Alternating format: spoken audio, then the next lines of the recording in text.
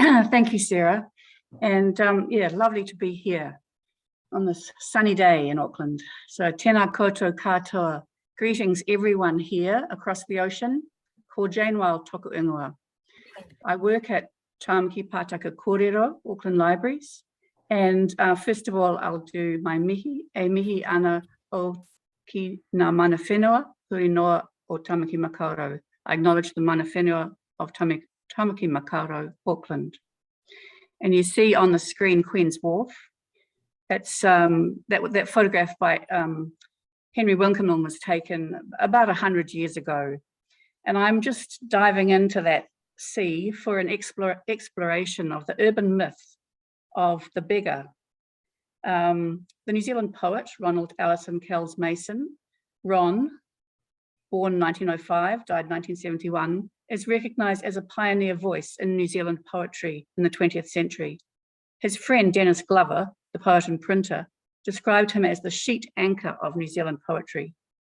This paper examines Mason's published poetry, starting with The Beggar, which Mason self-published in 1924 at the age of 19 and famously remaindered off Queen's Wharf. Mason had written in his notebook, if you want to publish a pamphlet, you have to first of all set up a paper mill. Was getting printed that difficult in 20th century New Zealand? I think yes and no.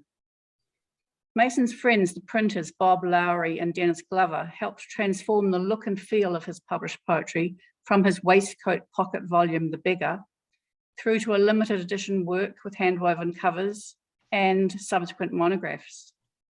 National and international newspapers and literary journals and other journals also provided platforms for published poetry, but the Beggar was an audacious start to his publishing profile. Before The Beggar, there were notebooks. This could be described as Mason's juvenilia, composed as a talented schoolboy, noting that he excelled at Auckland Grammar in English and Latin and failed dismally at mathematics. This delayed his ability to attend university. He met fellow poet Fairburn at Grammar, and he addressed at least one of the poems in his notebooks to a teacher. Latter-day geography lesson was included in his first published book, The Beggar, as well as being included in the Oxford Anthology of New Zealand Poetry in English, published in 1997. The tradition of the poet's notebook shows his literary confidence. Fairburn and Mason, as good friends, were also planning newspapers, a sort of cross between the London Mercury, Smart Set magazine and the Triad, written entirely by themselves. We could adopt high tone, anti-democratic tone to uphold fearlessly and without regard to class or creed, etc., etc. Meanwhile, Fairburn favoured a sports weekly. Mason's reading included the Sydney Bulletin, whose red page featured New Zealand as well as Australian literature, commentary and reviews. And I think it's important to note that his mother, Jessie, was a librarian at Auckland Public Library in the 19th century. So here is The Beggar. The Beggar was small at 4 × 5 inches, 9-point type, and 18 poems. But it was an audacious act of self-publishing. Elizabeth Caffin, who was the former director of Auckland University Press, suggests that Whitcomb and Tombs would have required a minimum print run of 1,000. So that's Whitcomb and Tombs, the New Zealand Angus and Robertson, as mentioned by Rebecca Ward yesterday. So he got reviewed in the Auckland Star on the 12th of July, 1924. There is unusual promise in his verse, and work and experience should take him up the hill, is the quote. It's a nice note alluding to Mason's A Song of Allegiance, where he follows the literary greats. Shakespeare, Milton, Keats are dead, Donne lies in a lowly bed, and finishes, though my song have none to hear, boldly bring I up the rear.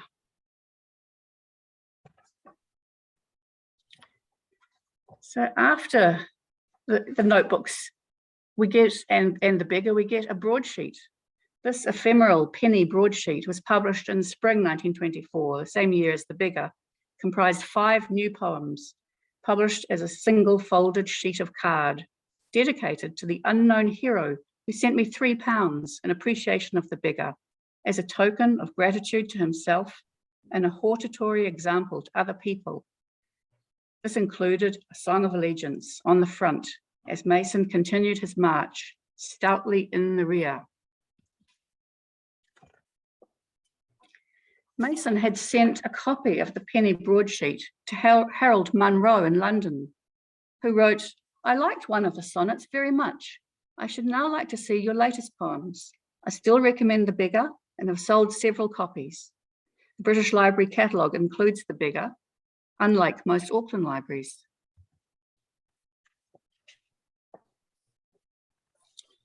So here is Fairburn's statement, which fueled the urban legend. He'd just been down to the end of Queen's Wharf and had disposed of a bundle of 200. Thank God I've got a few of them off my mind anyway. On this basis, the print run would have been 2,000. Mason's biographer, Rachel Barrowman, estimates 1,000 were printed.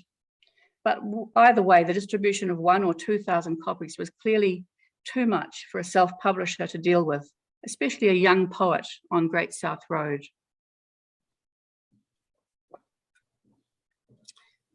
In 1929, Fairburn was still talking about the fate of the Beggar and the perils of publishing in New Zealand. It's a tragic thing that a book of this sort should find its way into the hands of only a scattering of people in all Australasia. But in the meantime, newspapers provided an outlet. Here we have Stoic Marching Song at the top. Mason wrote this song, which has echoes of the Song of Allegiance, written for the newspaper. Continues the theme of Mason, the angry young man, the tormented poet, boldly bare 5'11", despite hell and earth and heaven. I don't know if he would have been so pleased with the juxtaposition of Chrysanthemums by Gladys Curnow on the same page, but here he was in the Auckland Sun. And now in the Auckland Star. Saith the Preacher was published in the Auckland Star in 1929. So in addition to the Auckland daily newspapers, Mason also began publishing his poetry in the University of Auckland journals. It's quite a new look. Between 1931 and 1934, Mason went on to publish his poems in the Kiwi, the University of Auckland Annual, and the Phoenix, the new University Quarterly, printed by Bob Lowry, which Mason also edited from the third issue, which is the one you see on the screen here. Bob Lowry was the bridge from the Phoenix to the next monograph, No New Thing, an exceptional and ill-fated production.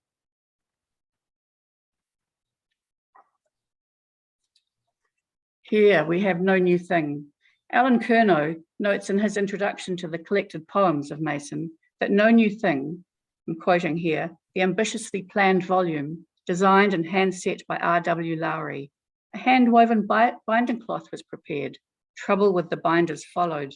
The signed copies intended for public sale were never issued. A few copies were later bound in the special cloth for private subscribers. So in the copy that I've photographed that you see on the screen is from the copy in Auckland Library's Special Collections stack. Curnow went on, over the years, other copies have been disposed of privately in ordinary cloth. This was better than the sea burial, which befell the 200 copies of the Beggar. The effect was the same. Both books today are inaccessible to many readers who wish to know more of the poet than the samplings of New Zealand anthologists. Curnow was right.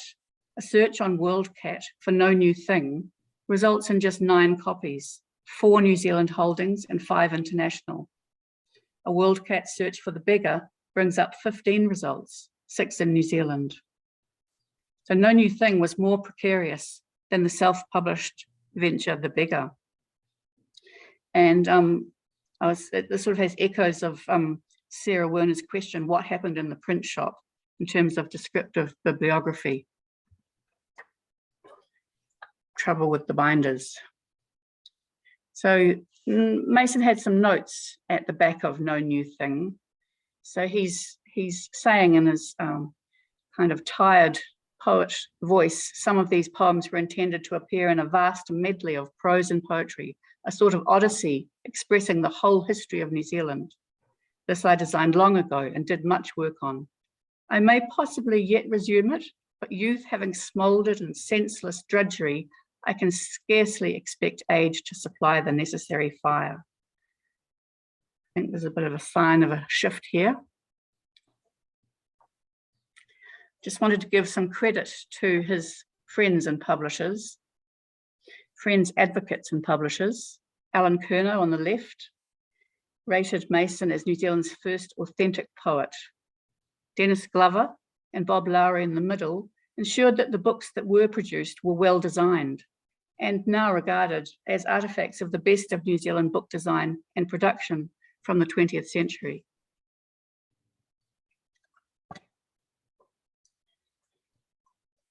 Talking back to anthologies, Mason's work did appear in 3 Caxton Press anthologies.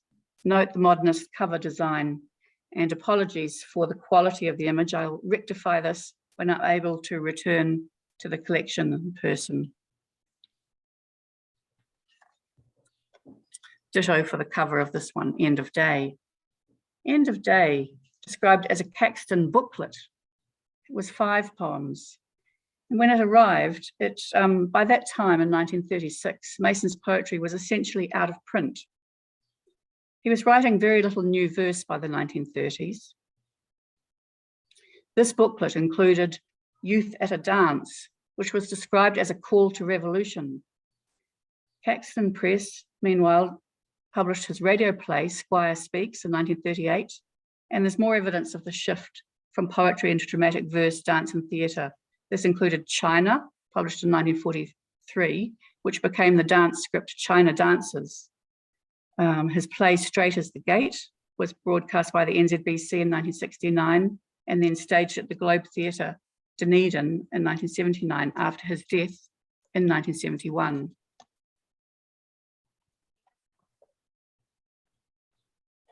This Dark Will Lighten, selected poems 1923 to 41. This is 39 poems in total, and this really does mark Mason's shift to the theatrical with a poem for mass recitation. Mason wrote regularly for the Workers' Weekly using the pseudonym PWD, Public Works Department. This Dark Will Lighten was performed by the People's Theatre, 10th of December 1939, probably in the Auckland Fabian Club rooms. And I like this instruction on the screen and from the People's Voice for This Dark Will Lighten, which he's talking about the mass recitation and the directions being only the barest suggestions, so that the people can really decide how it appears. And talking of how it appears, with This Dark Will Lighten, you see the look of the poem changes. I've got the Song of Allegiance from the penny broadsheet alongside the Song of Allegiance, and he's assuming the hanging indent, so the look on the page changes. There's basically no punctuation, and a Song of Allegiance becomes Song of Allegiance. We don't need any extraneous words. And at the same time, he's still writing, but not so much poetry. At this time, 1941, Mason was editor for In Print for the People's Unity and Victory for the New Zealand Communist Party through to 1943. And these are held at Auckland Library Special Collection serials. In 1941, he also published the pamphlet, Help Russia or Help Hitler, for the Aid to Russia Committee. Auckland Libraries holds 2 copies of this rare pamphlet. Some further context to Mason's work. In 1944 through to 55, Mason was Assistant Secretary and Editor of Challenge, General Labourers Union. In 1947, he published a Cook Islands history, Frontier Forsaken. From 1950 to 52, he worked as Secretary, Trade Union Congress, leaving the Labourers Union in 1955 to work as a landscape gardener. So at last we get the collected poems, 1962, Pegasus Press, with great help from Denis Glover of Pegasus Press, and a really major introduction by Alan Curnow in the first edition. And you'll see that there were many editions. and it's now an e-book published by Victoria University Press in 2014.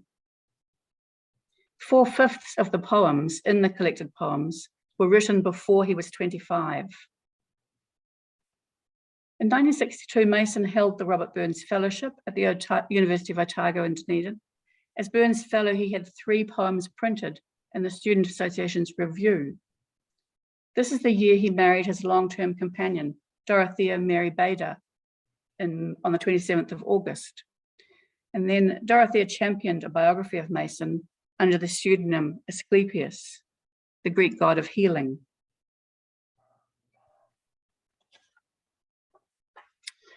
I'll just pause on the portrait by Clifton Firth.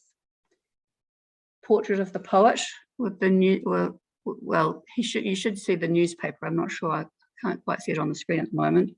He's got a newspaper and of course a cigarette.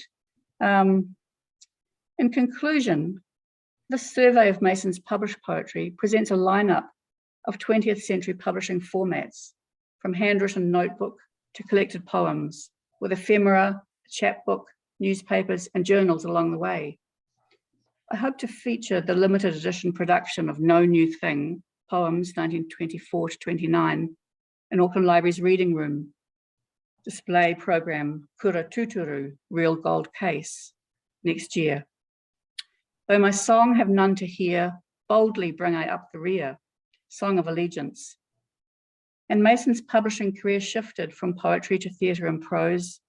His Song of Allegiance was prescient, signalling this shift to theatre in a march and a song.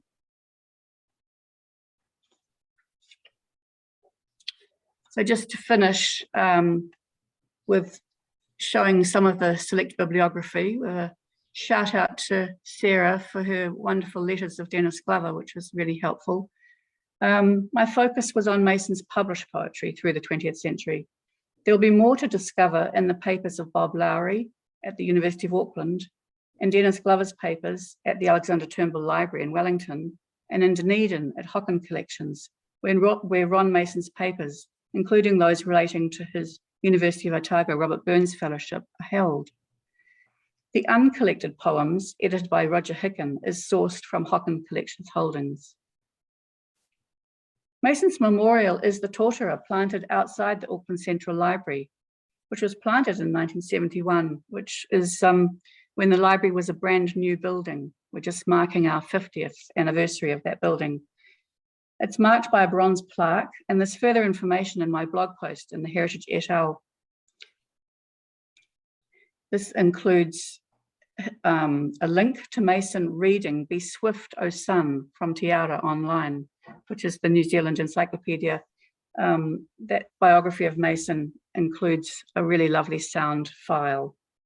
There are two major biographies of Ron Mason to note. Rachel Barrowman's Victoria University Press work was published in 2003, and then Mason's widow's biography was published as Asclepius the following year. Ngā mihi.